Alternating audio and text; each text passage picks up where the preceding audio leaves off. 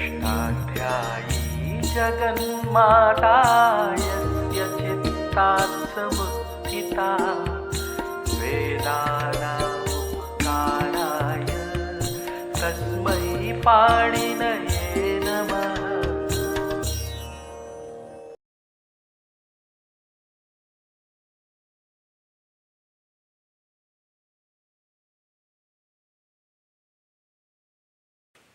नमः पाणिनये।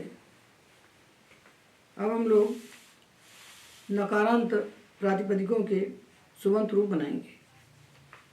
इनके रूप बनाने के पहले हमें समझ लेना चाहिए कि नकारांत प्रातिपदिकों के लिए कितने सूत्र पाणिनि ने बनाए हैं और नकारांत प्रातिपदिकों को कितने विभागों में विभाजित किया है। तो कुछ अन्नंत हैं, कुछ इन्नंत हैं, कुछ केवल दांत हैं। तो इसके लिए पहले इस परिभाषा को समझ लेना चाहिए कि अन्नंत प्रातिपदिकों के लिए जो कार्य कहा, जैसे अल्लोपो न कहा कि अन्नंत भासंज्ञक जो अंग है उसके आगे लोप होता है। तो ये अन कहने से क्या लेना चाहिए? तो यहाँ परिभाषा है कि अनिन अस्मन ग्रहणानि अर्थवता च अनर्थकेन च तदंत विधिम प्रयोजयन्ति। जो कार्य अन्नंत को कहा जाएगा वो अर्थवान अन्नंत को भी होगा और अनर्थक अनंत को भी होगा। तो अर्थवान अन्न कौन सा होता है और अनर्थक अन्न कौन सा होता है, ये हम समझें। अर्थवान का क्या अर्थ है? तो अर्थवान होता है समुदाय, पूरा समुदाय अर्थवान होता है। और समुदाय का एक देश अनर्थक होता है, किसी भी समुदाय का। जैसे राम, ये अर्थवान है, इसमें रम धातु अर्थवान है, इसमें जो घाय प्रत्यय लगा है ये अर्थवान है, अधिकरण अर्थ में घाय हुआ है। रमन्ते योगिनो अस्मिन् असौ राम। तो रम धातु का अर्थ है रमुक क्रीडायाम, घाय प्रत्यय का अर्थ है अधिकरण। किंतु र और आ और मा इनके अलग अलग अर्थ नहीं है। रम धातु में र और आ म तीन के अलग अलग अर्थ नहीं है, पूरे धातु का अर्थ है। घाय में पूरे प्रत्यय का अर्थ है। तो पूरे समुदाय का अर्थ होता है, समुदाय का एक देश अनर्थक होता है। तो राजन शब्द हमने बनाया, तो राज्य दीप्त तो धातु है और उससे कनिन प्रत्यय लगाया, उससे बचा अन। तो राजते इति राजा, जो प्रकाशित होता है वो राजा। तो अन प्रत्यय का अर्थ है कर्ता, अन प्रत्यय का अर्थ करता है। और राज धातु का अर्थ है दीप्त, राज का अर्थ है और अन का अर्थ है। तो राजन का जो अन है वो अर्थवान है। किंतु जब हम दामन सामन इत्यादि शब्द लेते हैं, दामन सामन, तो ये जो मन इसमें है, इस मन के भीतर जो अन है वो मन का अवयव है, वो मन का अवयव है। मन समुदाय है और उसका अवयव है। ये दामन पूरा समुदाय है, उसका अवयव है अन। ये अन अनर्थक है। तो राजन का अन अर्थवान है और दामन सामन का अन अनर्थक है, क्योंकि वो मन प्रत्यय का अवयव है।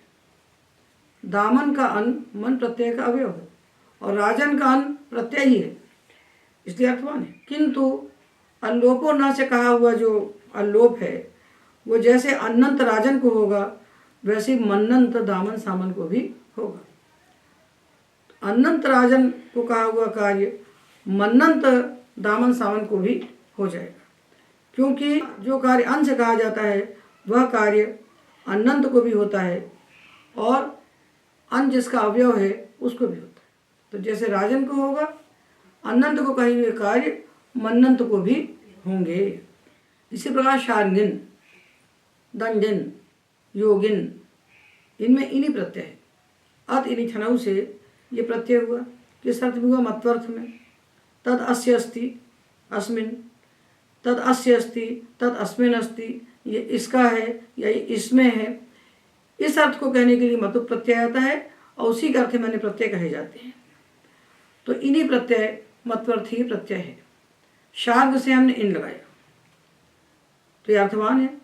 इन प्रत्यय का अर्थ है या इसमें है या इसका है, इस अर्थ को बताने के लिए प्रत्यय आया है।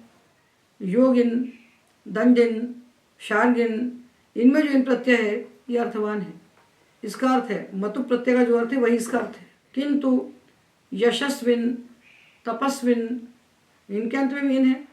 तो इनके अंत में जो इन है वो इन प्रत्यय नहीं है, प्रत्यय विन है और विन का अवयव है। तो दंजिन शार्गिन इन्नंत है और यशस्विन तपस्विन विन्नंत है। तो विन का अवयव जो इन है वो अनर्थक है और दंजिन और शार्गिन में जो इन है वो अर्थवान है। किंतु जो कार्य इन्नंत को कहा जाता है, जो कार्य अर्थवान इन्नंत को कहा जाता है, वह कार्य अनर्थक इन्नंत को भी होगा। तो इन कहने से अर्थवान इन्नंत और अनर्थक इन्नंत दोनों का ग्रहण किया जाएगा। तो इन्हन पुरुषार यम नाम शौ सूत्र, जो उपधा दीर्घ कहेगा वह उपधा दीर्घ उसने तो इन्नंत के लिए कहा है, तो हम अर्थवान इन्नंत को भी करेंगे उपधा का दीर्घ और अनर्थक इन्नंत को भी करेंगे। तो इन्हीं प्रत्यय का इन अर्थवान है और विन प्रत्यय का इन अनर्थक है। इसी प्रकार सुशर्मन शब्द है, यह सु और श्री धातु या मन प्रत्यय है, मनिन प्रत्यय है, इसको गुण किया तो बन गया शर्मन। तो ये मन प्रत्यय मनिन है, ये अर्थ है, ये कर्ता अर्थ में हुआ है। तो ये मन प्रत्यय अर्थवान है। और हमने सुप्रथिमन जब बनाया पृथु, पृथु से प्रत्यय किया इमनिच, इमनिच बचा इमन, ये सुशर्मन है। तो सुशर्मन में मन प्रत्यय है और सुप्रथिमन में इमन प्रत्यय है, इमन प्रत्यय। तो मनिन प्रत्यय का मन अर्थवान है और इमनिच प्रत्यय का जो मन है ये इमन का अवयव है। इमन समुदाय का एक देश है, इसलिए अनर्थक है। समझ में आ रहा है? तो सुशर्मन का जो मन है ये अर्थवान है क्योंकि मनिन प्रत्यय है और सुप्रथिमन का जो मन है ये अनर्थक है क्योंकि इमनिच प्रत्यय का अवयव है। तो समुदाय और अर्थवान, समुदाय के देशों अनर्थ का, ये अर्थवान है और ये अनर्थक है। तो क्या करें हम, क्या करना चाहिए हमको कि मना सूत्र से जो कार्य कहा जाएगा, मना सूत्र से जो कार्य कहा जाएगा वो जैसे मन प्रत्यय, जैसे मनंत को होगा उसी प्रकार इमनिच प्रत्यय से बना हुआ जो मन है तदंत को भी वो कार्य होगा। इन कहने से इन विन मिन सबका हम ग्रहण कर लेंगे। ग्नि प्रत्यय होता है, ग्नि वाचो ग्नि, इसका भी ग्रहण हो जाएगा और विन का भी ग्रहण हो जाएगा। तो इन्नंत को जो कार्य कहा जाएगा वो मिन प्रत्यय जिसके अंत में उसको भी हो जाएगा और विन प्रत्यय जिसके अंत में उसको भी हो जाएगा, जबकि मिन और विन में रहने वाला इन अनर्थक है। इन प्रत्यय का इन जो है ये अर्थवान है। इसी प्रकार सुपयस, सुपयस में जो अस है ये अर्थवान है और सुस्रोतस में जो अस है ये अनर्थक है। पूरा समुदाय अर्थवान होता है, समुदाय का एक देश अनर्थक होता है। तो जब अन इन अस और मन से जो कार्य कहे जाते हैं वो अर्थवान में भी होते हैं और अनर्थक में भी होते हैं। अन इन अस्मन ग्रहणानि अर्थवता च अनर्थकेन च तदंत विधिम प्रयोजयन्ति। तो जो कार्य इन्नंत को होगा वो कार्य विन्नंत को भी हो जाएगा।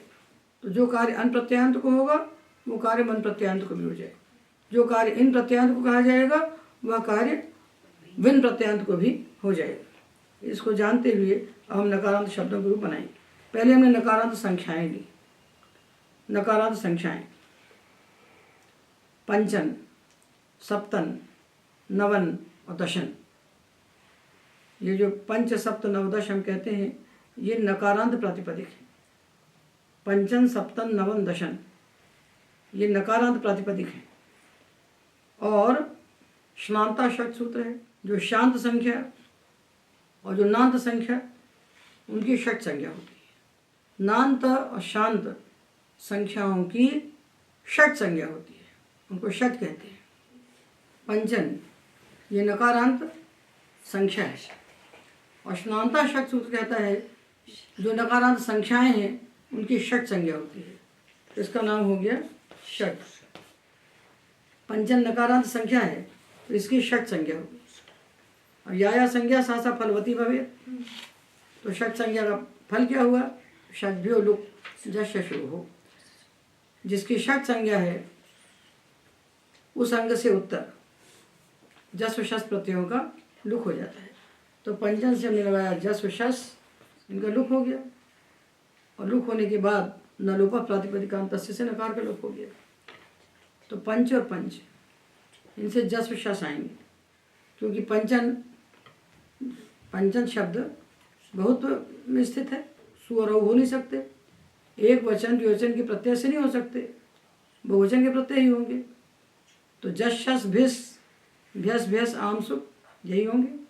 तो जस शस का लुक हो गया और उसके बाद पद संज्ञा हो गई इसकी सुक्तिगंधम पदम से, तो न लोप प्रातिपदिकांत से नकार का लुक हो गया। अब यदि आपको ऐसी शंका हो जाए कि शत प्रातिपदिक है, शत यानी 100, इससे आपने जस लगाया नपुंसक लिंग में, नपुंसक अर्थ में शत लिया और सहस्त्र लिया, 100 और 1000, ये नपुंसक को संख्याएं कह रही हैं, तो इनसे हमने लगा दिया जश शोषी, जश लगाए उसके स्थान पर शी आदेश कर दिया।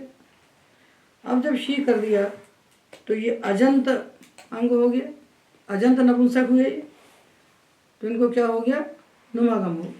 किससे हो गया, नपुंसकस्य जलचर से। तो अभी शतन हो गया और ये सहस्त्रन हो गया। अब ये जो शत सहस्त्र हैं जो संख्या के वाचक थे, अब ये नान्त हो गए। तो यदा गमास तद्गुणीभूता तद्ग्रहणेन गृह्यन्ते, इस न्याय से इन शतन सहस्त्रन को हम नकारांत संख्या मान लें और नकारांत संख्या मानकर इनकी षट संज्ञा कर दें शुनाता षट से, और षड्भ्यो लुक से जस शस का लुक कर दें। ऐसा हम नहीं कर सकते, क्योंकि सन्निपात परिभाषा का विरोध होगा। ये क्यों हुआ है नुम, क्योंकि शी सर्वनाम स्थान है।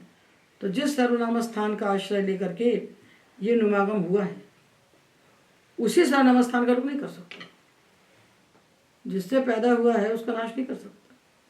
तो ये नुम जो हुआ है ये शी के कारण हुआ है।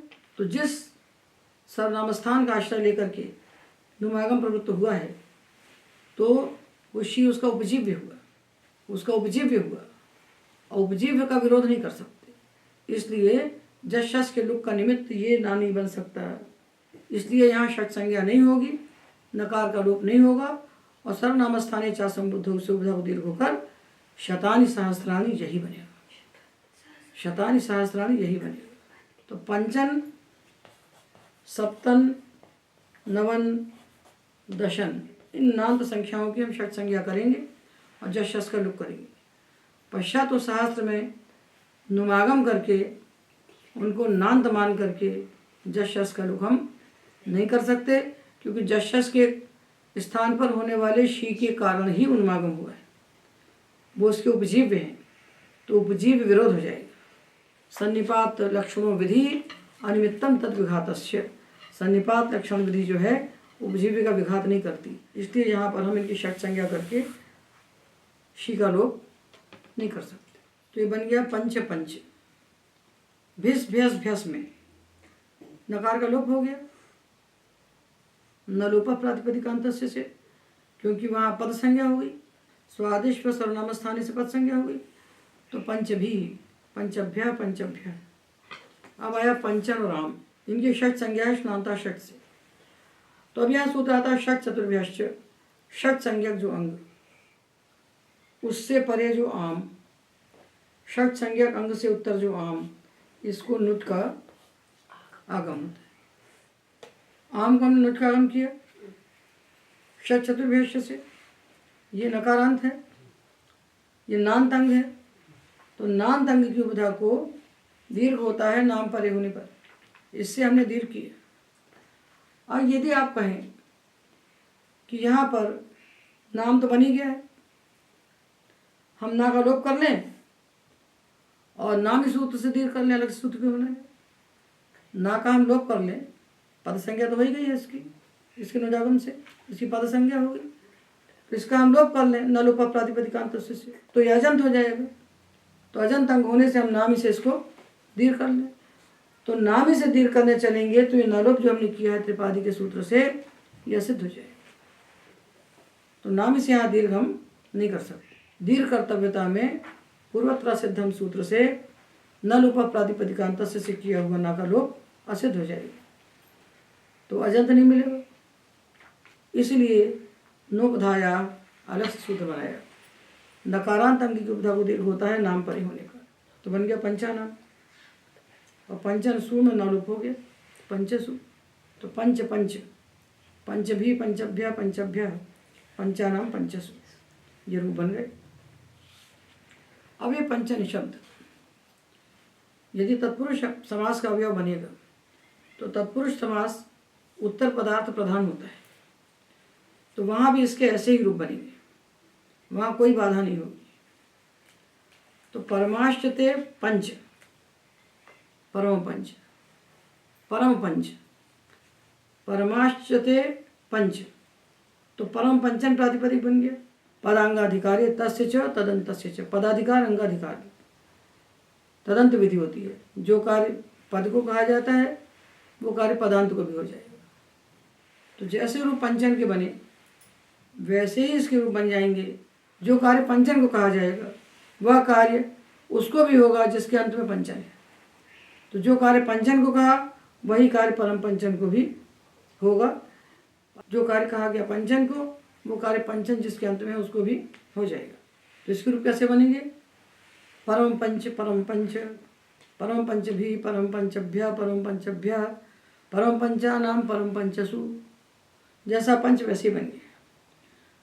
किंतु यदि हमने पंचन शब्द को बहुव्रीहि समास के अंदर डाल दिया तब पंचन शब्द उपसर्जन हो जाएगा, गौण हो जाएगा। तब ना तो उसकी षट संज्ञा होगी और न ही उसको षट चतुर्भ्यश्च से नुच होगा, न षड्भ्यो लुक से जशस का लुक होगा, क्योंकि वो शब्द पंच को कह ही नहीं रहा है।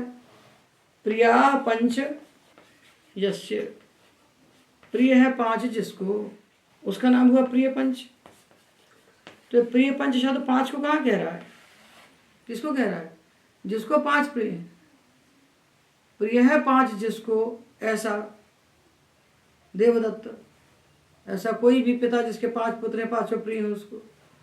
तो प्रिय है पांच जिसको, उसको कह रहा है प्रिय पंचन शब्द।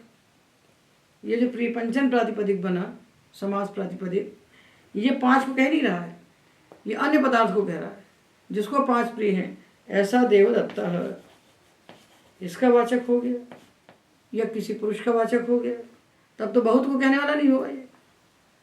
प्रिय है पांच जिसको, ऐसा कोई एक, ऐसे कोई दो, ऐसे कोई तीन, तब तो ये सुअवजा सभी व्यक्ति ऐसे लगने लगेंगे। तब इसके रूप कैसे चलेंगे? तब इसके रूप अनंत राजन के समान बनेंगे, अनंत राजन के समान इसके रूप बनेंगे। तो जैसे राजन के रूप हम आगे बनाएंगे वैसे इसके रूप बन जाएंगे।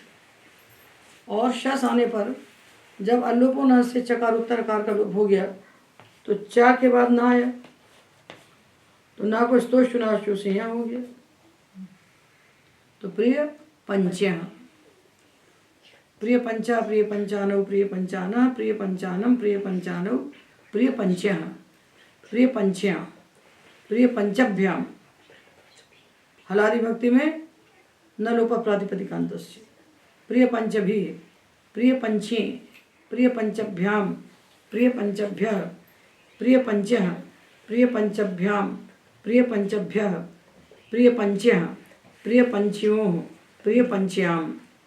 और गी भक्ति आने पर विभाषा गिश्यो से अनंत भाषंज्ञ अंग के आकार का विकल्प से लोप होगा।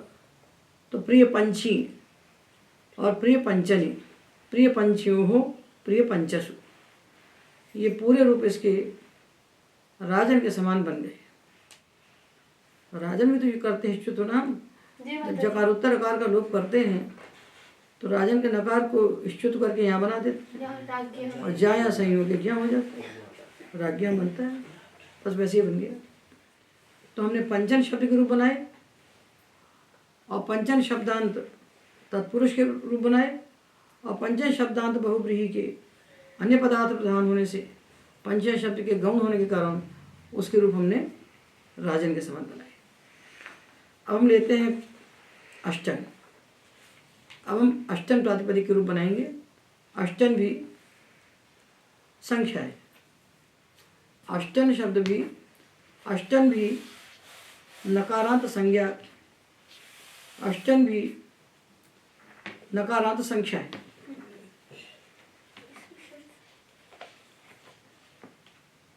किंतु अष्टन के बाद आने वाले जशस का लुक नहीं होता। इसकी षट संज्ञा नहीं आती है ना? उसके बाद भी लुक नहीं होता ना। शुनांता षट से षट संज्ञा इसकी हो जाएगी, पर षट संज्ञा का फल नहीं होगा ना। फल नहीं होगा तो क्या करेंगे? क्यों नहीं होता लुक इसका? इसकी हम षट संज्ञा करके षड्भ्यो लुक से जश शस का लुक हम करने चलते हैं तो दूसरा सूत्र आ जाता है। इससे पहले ही सूत्र बैठा है। हाँ? षड्भ्यो लुक के पहले उसके पहले बैठा है। अष्टम की श्नांता षट से षट संज्ञा करके हम जश शस का लुक करना चाहें तो नहीं कर सकते, क्योंकि अष्टम के लिए सूत्र अलग से बना हुआ है जो षड्भ्यो लुक के पहले बैठा हुआ है। अष्टाभ्य औश, अष्टाभ्य औश, ये जश शस के स्थान पर औश आदेश करता है। पर कौन से जश शस के स्थान पर करता है तो उसके पहले सूत्र पढ़िए 213 पृष्ठ पर। अष्टन आ विभक्त, अष्टन आ, अष्टन शब्द को आत्व होता है, तो आत्व कहेंगे तो अलुंत्य से हो जाएगा, तो नकार के स्थान पर होगा। अष्टन को आत्व होता है हलादि विभक्ति परे होने पर। तो अष्टन अविभक्तों में तो हली कहानी। तो आगे सूत्र आ रहा है रायो हली, उसके नीचे आ रहा है, उससे ऊपर खींच लेते हैं हली को, अपकर्ष कर लेते हैं। रायो हली सूत्र से हली का अपकर्ष करते हैं। तो ये जो अष्टन को आत्व होगा हलादि विभक्ति परे होने पर होगा, आजादी विभक्ति में नहीं होगा। तो इन जश शस के स्थान पर तो हमने औश कर दिया आदेश, शित्वात् सर्वादेश हो गया। तो जस और शस के स्थान पर औ बन गया। अब ये तो आजादी है, ये तो आजादी है। और अष्टन आविभक्त जो कह रहा है कि अष्टन को आत्व होता है हलादि विभक्ति परे होने पर, रायो हली से हली का हमने अपकर्ष कर लिया, तो ये तो आजादी विभक्ति है। कैसे करो, कैसे करो? ये कार्य हम करेंगे ज्ञापन से। ये औ जश शस के स्थान पर होने वाले औ तो आजादी है। तो कहते हैं कि भाई देखिए, ये जश शस के स्थान पर होने वाला जो औ है आजादी है। और पाणिनि ने सूत्र बनाया अष्टाभ्या औश। अष्टाभ्या औश कहते हैं कि अष्टा के बाद आने वाले जश शस के स्थान पर औश होता है। अष्टाभ्या क्यों नहीं कहा पाणिनि ने? अष्टाभ्या कहना था ना भाई, अष्टाभ्या औश क्यों कहा? अष्टाभ्या कहा ना, मतलब अष्टा के बाद आने वाले जश शस को औश होता है, ये पाणिनि कह रहे हैं। तो इसी के ज्ञापन से कि जब पाणिनि अष्टा के बाद आने वाले जश शस को औश कह रहे हैं, मतलब जश शस परे होने पर अष्टन को अष्टादेश हो जाएगा, अर्थात औश परे होने पर अष्टन के स्थान पर अष्टा हो जाएगा। जश शस के स्थान पर औश कर रहे हैं तो ना जश शस हलादि है ना औश हलादि है। तो ये कह रहे हैं जिसको आकार आदेश हो गया है, ऐसे अष्टन से परे आने वाले जश शस के स्थान पर औश आदेश होता है। इस सूत्र का ये अर्थ है। देखिए ऐसा है कि हलादि विभक्ति परे होने पर भिस भ्यस में अष्टाभी अष्टभी दोनों बन सकते थे, दोनों बन सकते थे ना। अष्टाभी अष्टभी, अष्टाभ्य अष्टभ्य दोनों बन सकते थे। तो पाणिनि अष्टभ्य कह सकते थे, अष्टभ्य कह सकते थे, और अष्टभ्य कहने से काम चल सकता था। तो भी उन्होंने कृतात्व, जिसको आत्म हो गया है, ऐसे दीर्घ अष्टाभ्य का प्रयोग क्यों किया सूत्र में? ये तो विचार करना पड़ेगा ना। एक मात्रा पाणिनि बचा सकते थे, क्योंकि अष्टाभ्य अष्टभ्य दोनों बनते हैं भ्यस में, भ्यस परे होने पर अष्टाभ्य अष्टभ्य दोनों बनते हैं। तो पाणिनि यहाँ अष्टाभ्य औश न कह के अष्टभ्य औश कह सकते थे। तो उन्होंने अष्टभ्य इति वक्तव्ये कृतात्व निर्देशो जश शसोर विषय आत्म ज्ञापयति, अष्टभ्य कहना चाहिए था। तब भी उन्होंने जो अष्टाभ्य कहा, आत्म करके कहा, ये जश शस के विषय में आत्म को ज्ञापित करता है। वो चाहते हैं कि जशस परे होने पर अष्टन को आत्म हो जाए। इससे ज्ञापन से हुआ। भ्यस परे होने पर अष्टभ्य अष्टाभ्य दोनों रूप बनते हैं। तो जब दोनों बनते हैं तो सूत्र में पाणिनि को अष्टभ्य कहना चाहिए था, काम तो चल जाता उनका। अष्टन से उत्तर जो जशस उसको औश होता है, ऐसा अर्थ बन जाता। किंतु उन्होंने आत्व करके अष्टाभ्य कहा, अष्टन को आत्व करके कहा। तो कृतात्व निर्देश है जशसोर विषय आत्म ज्ञापयति। इससे उनका प्रयोजन है कि वो चाहते हैं कि जशस के विषय में, जशस परे होने पर अष्टम को आत्व हो जाए। तो आज़ादी होने के बाद भी वहाँ आत्व हो जाता है। तो अष्टाऊ अष्टऊ अष्टऊ अष्टऊ दोनों बन गए। आप देखिए अष्टन अविभक्त से हलाद विभक्ति परे होने पर अष्टन को आत्व कहा गया, अष्टन को आत्व कहा गया जो अलुंत्य से नकार के स्थान पर हो गया। इस आत्व को पाणिनि विकल्प से नहीं कह रहे हैं, इसमें विकल्प नहीं कह रहे हैं, तब भी विकल्प हो जाता है। ये भी ज्ञापन से होता है। तो इसके लिए ज्ञापन कहाँ से लाते हैं? बिना विकल्प कहे हुए हलाद विभक्ति परे होने पर अष्टन को विकल्प से आत्व होता है, ये कैसे होता है? तो इसके लिए दूसरा ज्ञापन लाते हैं। अष्टनो दीर्घात सूत्र है स्वर प्रक्रिया में, 6-172 उसकी संख्या है। हमारे अष्टाध्याय में 2 संख्याएं कम होंगी क्योंकि 2 सूत्र जो वार्तिक थे उनको हमने घटा दिया है। तो अष्टोन दीर्घात कहता है कि दीर्घांत जो अष्टन शब्द, दीर्घांत जो अष्टन शब्द उससे परे आने वाली असर्वनाम स्थान विभक्ति उदात्त होती है। ऐसा अष्टन शब्द जिसके अंत में दीर्घ आ है, उसके बाद आने वाली विभक्ति यदि सर्वनाम स्थान नहीं है तो उदात्त होती है। उदाहरण दिया अष्टाभी, भिस जो है ये सर्वनाम स्थान नहीं है, इसको उदात्त करना है। कब करना है? जब अष्टन के अंत में दीर्घ आ हो। तो दीर्घ आ तो कह नहीं रहा है, ये तो नित्य आ कह रहा है, ये तो विकल्प कह नहीं रहा है।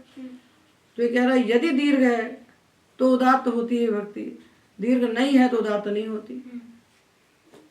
तो दीर्घ नहीं है भी पक्ष है उनकी बुद्धि में, दीर्घ है और दीर्घ नहीं है, दीर्घ है तो उदात्त, तो दीर्घ नहीं है तो अनुदात्त।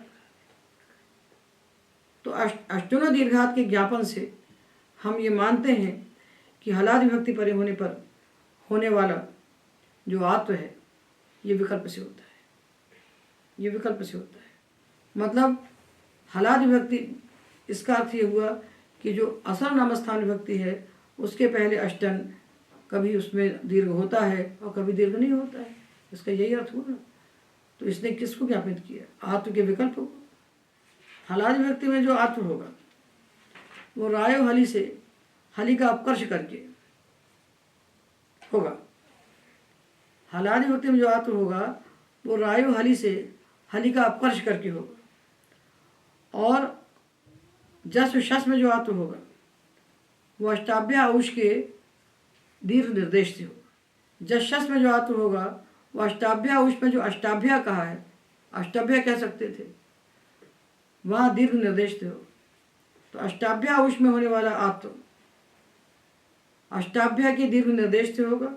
और भिस भ्यस भ्यस इत्यादि में होने वाला जो आत्व है रायो हली सूत्र से हली का अपकर्ष करने के कारण होता। और अष्टनो दीर्घात के ज्ञापन से ये आत्व विकल्प से होगा, सारी भक्ति विकल्प से होगा। अष्टनो दीर्घात के निर्देश से यह आत्व वैकल्पिक होगा। तो सूत्र कह रहा अष्टाभ्य औश, जब आत्व होगा तब औश होगा। आत्व हो गया वैकल्पिक, तो जब आत्व हुआ तब औश हुआ, और जब आत्व नहीं हुआ तो औश नहीं हुआ, तब षड्भ्यो लुक हो गया, तब जस शस का लुक हो गया और न लोप प्रातिपदिकांत से नकार का लुक हो गया। तो अष्ट अष्ट बन गए, ठीक है ना। अष्ट अष्टौ अष्ट अष्टौ अष्टाभि अष्टभि अष्टाभ्य अष्टभ्य अष्टाभ्य अष्टभ्य इतने बन गए। अष्टनो दीर्घात के निर्देश से आत्व वैकल्पिक हो गया। क्योंकि दीर्घात क्यों कहा है?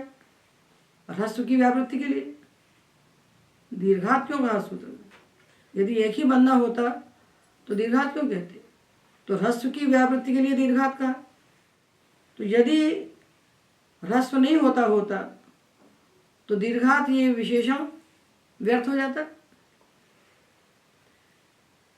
यदि यहाँ ह्रस्व रूप इष्ट नहीं होता तो सूत्र में कहा हुआ दीर्घात विशेषण व्यर्थ हो जाता। दीर्घात किसके लिए कहा है? ह्रस्व की व्यावृत्ति के लिए, कि ह्रस्व में नहीं होगा, दीर्घ में होगा। जब अष्टन शब्द दीर्घ होगा तब उसके बाद आने वाली असर्वनाम स्थान विभक्ति उदात्त होगी। जब ये ह्रस्व होगा तो उदात्त नहीं होगी, तब तो सूत्र का अर्थ होगा। नहीं तो दीर्घात कहना व्यर्थ हो जाता। तो दीर्घात जो कहा है सूत्र में वो ह्रस्व की व्यावृत्ति के लिए कहा गया है। अर्थात असर्वनाम स्थान विभक्ति के पहले हमको ह्रस्व अष्ट भी मिलने वाला है। यही तो सूचित हो रहा है इससे। और सुव्यक्ति परे होने पर भी अष्टासु अष्टसु सारी हलादी भक्तियों में आत्म होगा और आत्म नहीं होगा। अष्टाभि अष्टभि, अष्टाभ्य अष्टभ्य, अष्टाभ्य अष्टभ्य, अष्टासु अष्टसु, ये बन गए। और जस में अष्ट अष्टौ, अष्ट अष्टौ, यहाँ भी आत्म का विकल्प हुआ। आत्म हुआ तो औष हुआ, आत्म नहीं हुआ तो औष नहीं हुआ। अब रहेगी हमारे पास आम। यदि रायो हलि सूत्र से हम हलि का अपकर्ष नहीं करेंगे तो अष्टानाम नहीं बनेगा। तो अष्टन है और आम है। अष्टन की हमने स्नानता षट से षट संज्ञा कर दी, तो षट संज्ञक अष्टन के बाद आने वाला जो आम, उसको षट चतुर्भेष सूत्र से नुजागम प्राप्त हुआ। नुजागम प्राप्त हुआ। हलि का अपकर्ष किए बिना सब बन जाएंगे। अष्टनो दीर्घात से हम ले लेंगे। अष्टनो दीर्घात के ज्ञापन से हम दो बना सकते हैं। आम को छोड़ करके सारे रूप जो बनाए हमने आत्म का विकल्प करके, ये विकल्प अष्टनो दीर्घात के ज्ञापन से हो जाता। तो राय हलि से हलि को क्यों खींचा? तो यदि हमने हलि का अपकर्ष नहीं किया तो अष्टानाम बन नहीं सकता है। क्योंकि परत्वात् नित्यत्वात् पहले आत्म हो जाएगा, और आत्म हो जाएगा तो ये षट संज्ञा नहीं रह जाएगा। तो षट चतुर्भ्यश्च से नुजागम नहीं होगा। हमने हलि का अपकर्ष कर लिया तो उसने क्या कहा? हल परे होने पर ही आत्म होगा। अब है अष्टन आम, अभी आत्म हो ही नहीं सकता क्योंकि अभी हलादि नहीं है। जब हमने अष्टन आम विभक्त का अर्थ किया कि हलादि भक्ति परे होने पर अष्टन को आत्मादेश होता है, तो अभी हलादि है ही नहीं। तो इस अवस्था में अभी हमको अष्टानाविभक्तो प्राप्त ही नहीं है। दो सूत्र के साथ प्राप्त नहीं है, अष्टानाविभक्तो प्राप्त ही नहीं है। तो हमने यहाँ नुट का आगम कर लिया। इसकी षट संज्ञा है, इसकी षट संज्ञा बनी हुई है, तो हमने नुट का आगम कर लिया। नुट का आगम करने से नाम हो गया, नाम होने से हलादि हो गया, हलादि होने से इसको आत्म हो गया, तो अष्टानाम बन गया। अब यदि विकल्प आप करते हैं, देखिए अष्टन और नाम, तो नोबधाया से दीर्घ हो जाएगा, तो नोबधाया से दीर्घ हो जाएगा, तब भी अष्टानाम बनेगा। तो दोनों ही पक्षों में अष्टानाम ही बनेगा। सारी भक्ति में दो दो रूप, आम में एक रूप। अष्ट अष्टौ, अष्ट अष्टौ, अष्टाभि अष्टभि, अष्टाभ्य अष्टभ्य, अष्टाभ्य अष्टभ्य, अष्टानाम एक, अष्टासु अष्टसु दो। ठीक है। अष्टन आम में नुजागम हो जाएगा। हमने आत्म का निमित्त हलादि भक्ति को मान लिया, तो अष्टन आम है। इस अवस्था में हमको आत्म प्राप्ति ही नहीं है, तो नुजागम से आत्म का बाध्य बाधक भाव नहीं बना, क्योंकि आत्म को तो हम हलादि भक्ति में कर रहे हैं। नुट को होने के लिए कोई बाधक नहीं है।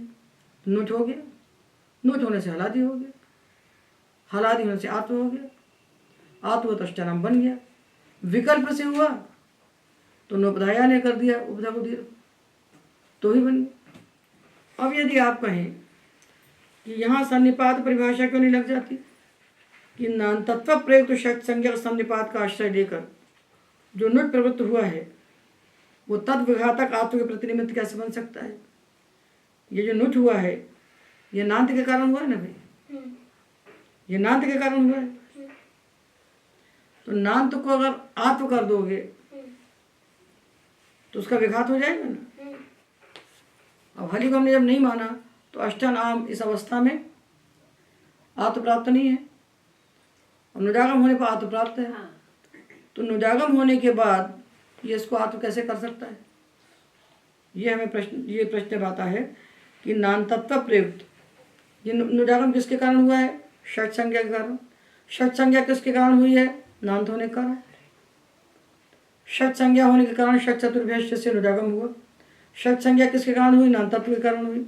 अब नुजागम होने के बाद नान तत्व का विघात हो जाए तो सन्निपात परिभाषा का विरोध होगा कि नहीं होगा? तो कहते हैं ऐसा नहीं है, क्योंकि नुजागम किसके कारण हुआ है? षट संज्ञा के कारण। नांत कारण नहीं हुआ है, षट संज्ञा नांत के कारण हुई है और नुजागम षट संज्ञा कारण हुआ है। तो ना को हमने आ बना दिया तब भी षट संज्ञा बनी हुई है। नुजागम हुआ है षट संज्ञा के कारण, तो षट संज्ञा का विघात नहीं हुआ, नाम तत्व का विघात हुआ है, षट संज्ञा का विघात नहीं हुआ। आत्म होने के बाद भी स्थानीय वत्व है ना, षट संज्ञा तो बनी हुई है। नुजागम का निमित्त तो षट संज्ञा है, तो षट संज्ञा का विघात नहीं हो रहा है, नाम तत्व का विघात हो रहा है। षट संज्ञा तो बनी हुई है।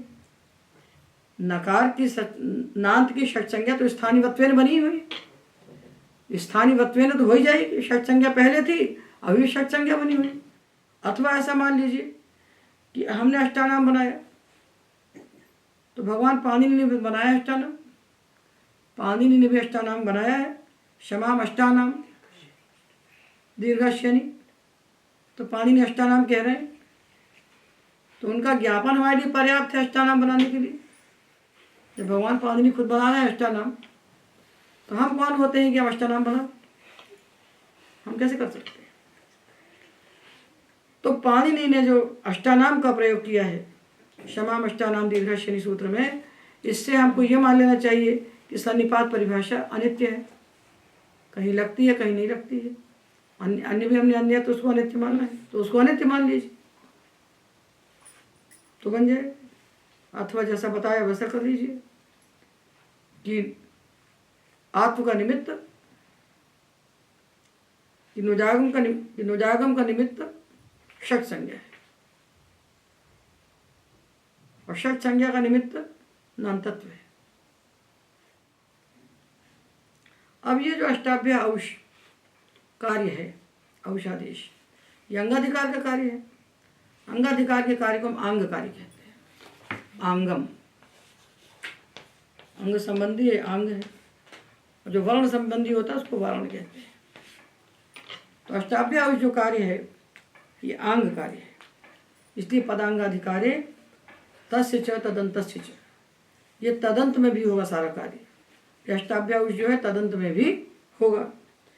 तो जब हम कहेंगे परमाष्टते अष्ट च, तो परमाष्टन बन जाएगा प्रातिपदिक।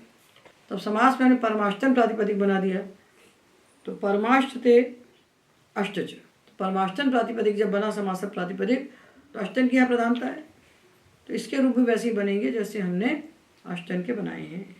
परमाष्ट परमाष्टौ, परमाष्ट परमाष्टौ, परमाष्टभि परमाष्टाभि, परमाष्टभ्य परमाष्टाभ्य, परमाष्टभ्य परमाष्टाभ्य, परमाष्टानाम, परमष्टसु परमष्टासु। अब देखिए एक ज्ञापन और देख लीजिए, एक ज्ञापन और देख लीजिए।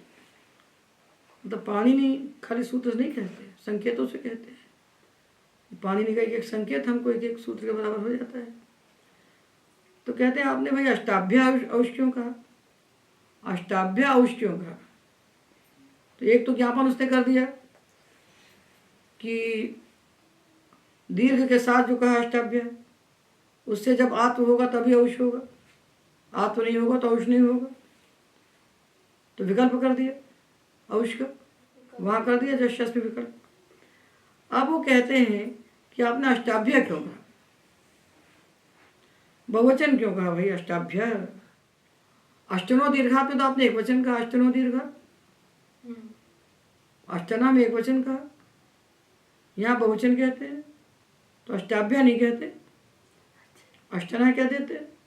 बहुवचन में क्यों कहा, एक वचन में कहा और कृतात्व कहा आत्व करके। तो इससे यह ज्ञापित हुआ कि कृतात्व जो अष्टन शब्द है जिसको आत्व हो गया है, ऐसे अष्टन शब्द से परे आने वाले जश्यस के स्थान पर होने वाला जो औश आदेश है, ये तभी होता है जब अष्टन शब्द प्रधान होता है। अष्टन शब्द गौण हो जाएगा तो उसको आत्व नहीं होगा और न जश्यस को औश होगा, दोनों कार्य नहीं होंगे, न आत्व होगा न औश होगा।